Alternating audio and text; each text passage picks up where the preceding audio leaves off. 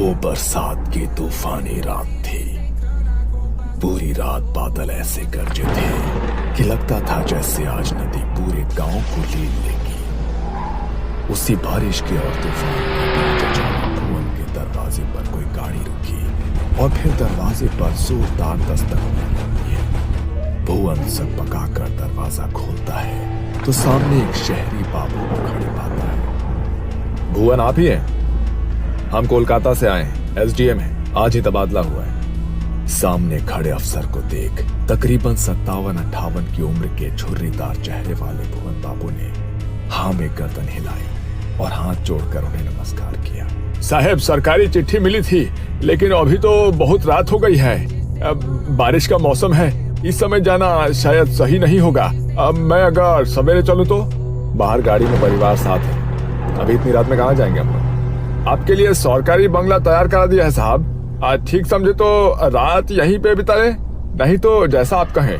भुवन की बात सुनकर सामने खड़े अफसर के चेहरे पर असहमति के भाव दिखाई देने लगे। ठीक है, मैं आपको बंगला दिखा देता हूँ। इतना कहकर भुवन ने अपना पुराना ऐनक आंखों पर चढ़ाया और छाता लेकर घर से बाहर निकल आए। गाड़ी में बैठो, बाहर बहुत तेज बरसात है। साहब, नदी के रास्ते से जाना होगा, आप ड्राइवर से कहें कि नदी के सहारे आगे बढ़े। दाएं हाथ पर ही बंगला है। मैं गांव के कच्चे रास्ते से आता हूँ, इधर से गाड़ी नहीं पहुँच पाएगी। भुवन की बात सुनकर अफसर ने हैरानी भरी नजरों से उसे देखा और ड्राइवर को गाड़ी आगे बढ़ाने के लिए कह दिया। अजीब आदमी, इतनी बारिश में पैदल जाने को तैयार है लेकिन गाड़ी में नहीं बैठा। वो बात नहीं है साहब, आप समझते नहीं है, गाँव के लोग दिन ढले नदी पोखर नहीं टापते हैं, इसलिए वो रात में आने को मना कर रहे थे। गाँव की कहानियां तो जानते होंगे ना आप। खैर छोड़ो, तुम जल्दी गाड़ी चलाओ, थकान से मेरी हालत खराब है। वो देखो भुवन काका। सुगंधा की बात सुनकर सभी चौंक कर नदी के किनारे देखने लगते हैं। सचमुच ऐसा लगता था कि भुवन नदी के किनारे किनारे चल रहा। ये लो, भुवन तो इधर से ही आ रहा है और तुम बोला कि ये लोग नदी पार नहीं करता। अगर इसी रास्ते से आना था तो हमारे साथ क्यों नहीं आया? लेकिन ये पैदल इतना जल्दी इधर कैसे आए?